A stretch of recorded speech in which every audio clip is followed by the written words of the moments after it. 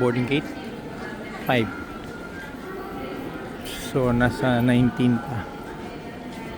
Ito yung feel ng loob ng Osaka Airport.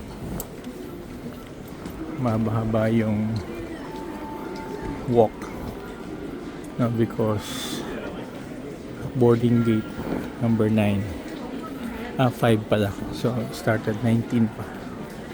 Kailangan ng quicker na walk here.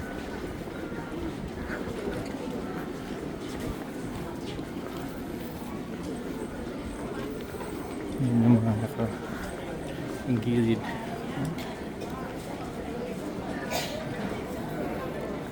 Very nice, no? Very nice yung setup nila.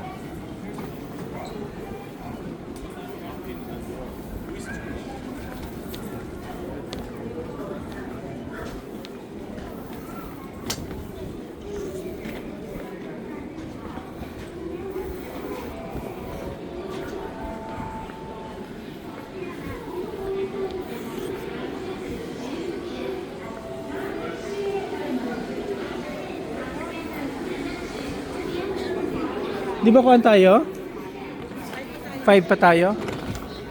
Ito, sakay kami ng Wakalator.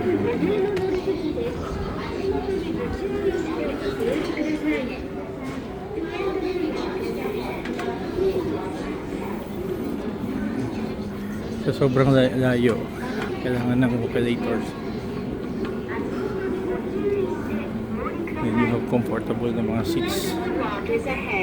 Ibang klase yung setup ng airport nila. So gate 5 kami, nasa kuan pa tayo 15-17.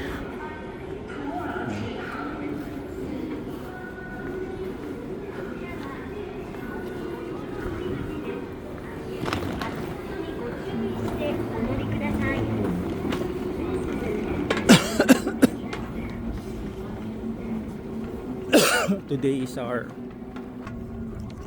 last day, no? More than 2 weeks Christmas at saka New Year vacation here in Japan.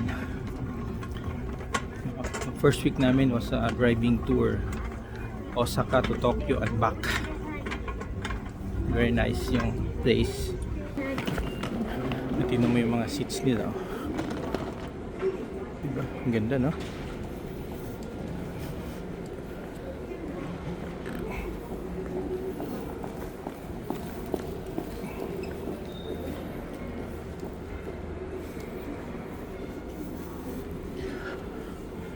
Okay.